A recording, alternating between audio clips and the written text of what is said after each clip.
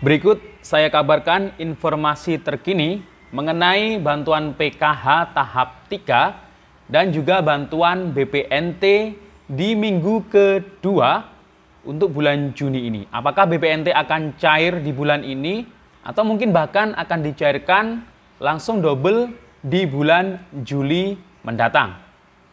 Dan ada kabar yang mungkin cukup mengecewakan ya.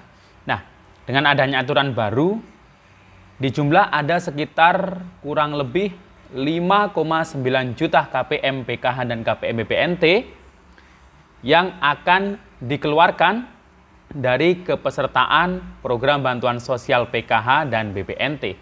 Bagaimana penjelasan dan pembahasan selengkapnya? Simak videonya sampai akhir. Jangan kemana-mana, kita intro dulu.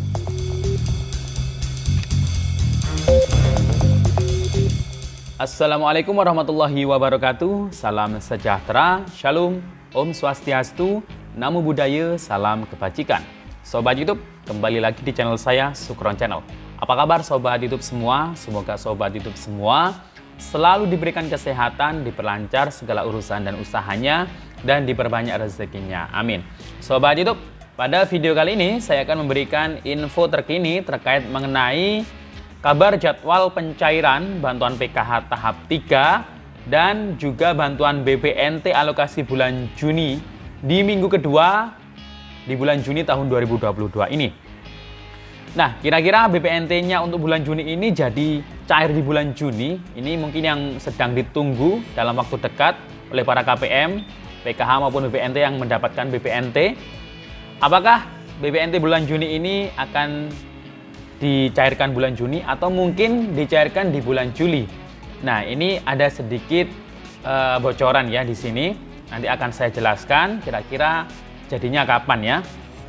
Kemudian ada info lagi bahwasanya di total kurang lebih ada sekitar 5,9 juta KPM PKH plus KPM BPNT ini yang akan dikeluarkan dari kepesertaan bantuan PKH dan BPNT.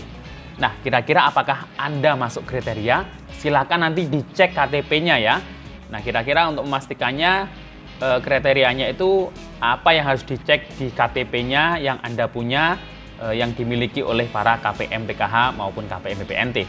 Simak videonya sampai akhir, dan sebelum kita lanjut silakan yang baru bergabung di subscribe dulu channel ini dan ditekan tombol loncengnya agar sobat YouTube semua mendapatkan pemberitahuan video terbaru dari Sukron Channel. Dan jangan lupa di-share di berbagai media sosial dan di-like apabila sobat YouTube suka dengan video. Oke sobat YouTube, kita lanjutkan pembahasannya. Nah sobat YouTube, sebelumnya saya akan memberikan informasi terkini terkait mengenai kabar pencairan bantuan PKH tahap 3 dan juga bantuan BPNT untuk alokasi bulan Juni atau tahap 6 di minggu kedua. Hari ini mulai hari Senin ini sudah memasuki minggu kedua untuk bulan Juni tahun 2022. Tepatnya sekarang sudah tanggal 13 ya. Besok sudah tanggal 14. Jadi pertengahan bulan sudah di sini.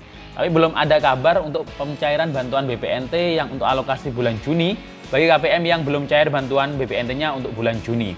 Kalau KPM yang kemarin sudah dapat dari PT Pos yang tunai dalam bentuk uang tunai Rp900.000, artinya KPM tersebut sudah cair untuk BPNT di bulan Juninya. Tapi bagi kemarin yang di PT Posnya cairnya hanya uang tunai Rp500.000 dan kemarin juga dapat BPNT-nya yang lewat kartu KKS, artinya BPNT untuk bulan Juni ini belum cair. Nah, kira-kira kapan ini cairnya?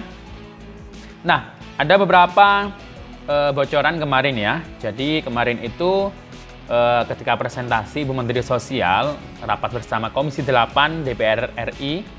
Nah, ini ada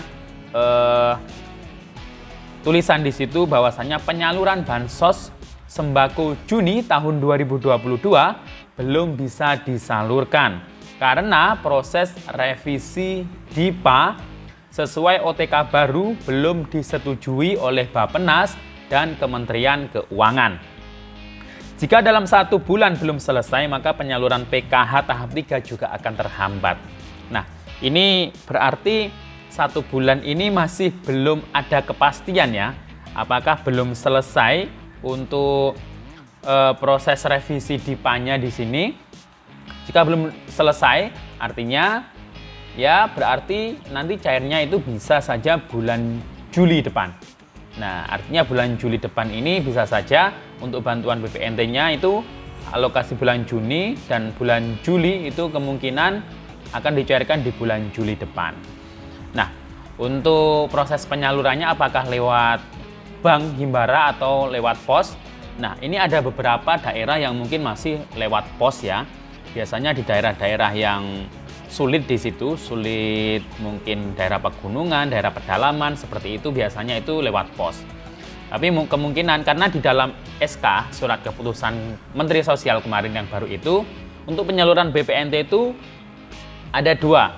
Bisa lewat bank himbara, bisa juga ada yang lewat pos. Nah, jika lewat bank himbara, artinya penyalurannya berarti langsung ditransfer saldonya ke kartu KKS para keluarga penerima manfaat.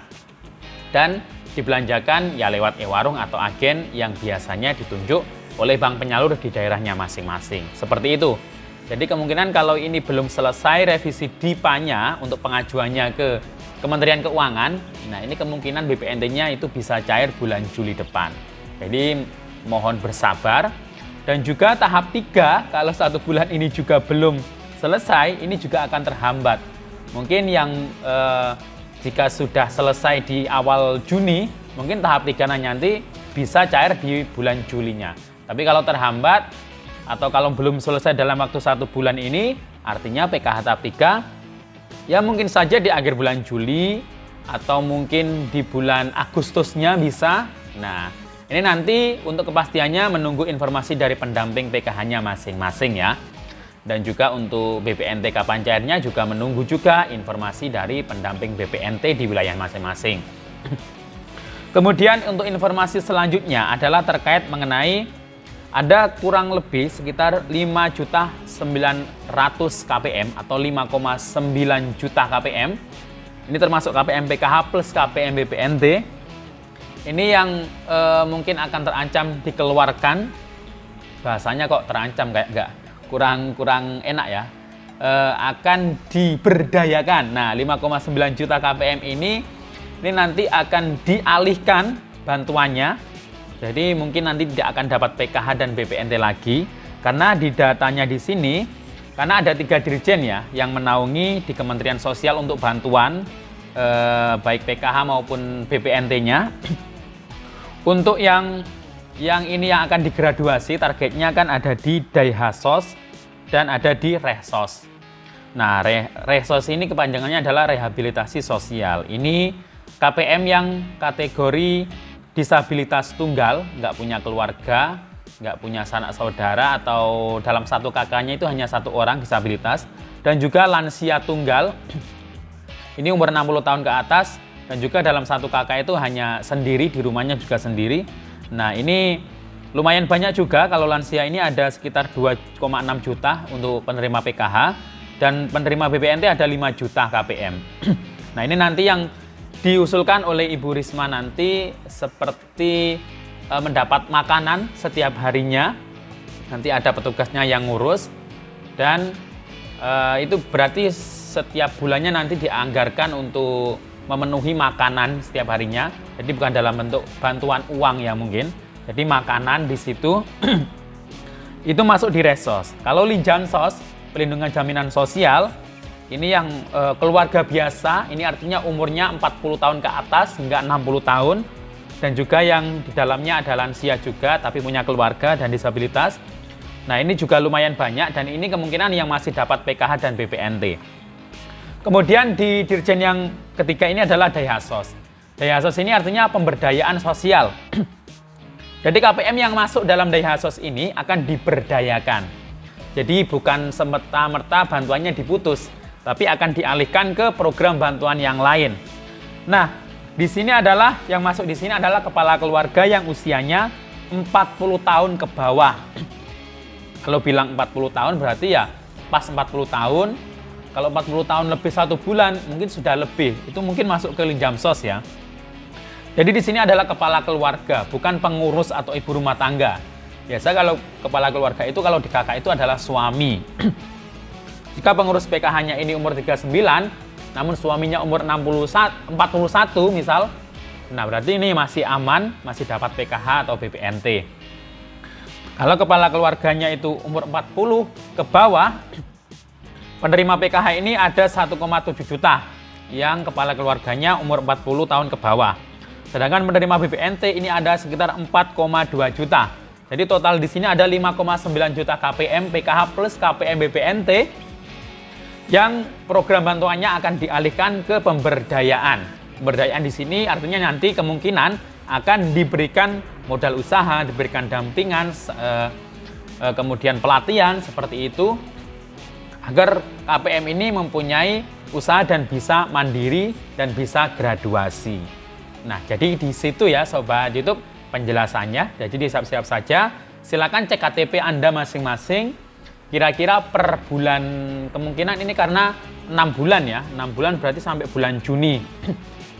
Kira-kira per bulan Juli ini umurnya ini pas berapa ya? Apakah sudah 40 lebih atau mungkin 40 kurang atau pas 40 tahun untuk suami atau kepala keluarganya. Nah, itu yang bisa dicek di tanggal lahirnya di KTP-nya masing-masing. Demikian info dari saya, sampai jumpa di video saya selanjutnya. Assalamualaikum warahmatullahi wabarakatuh.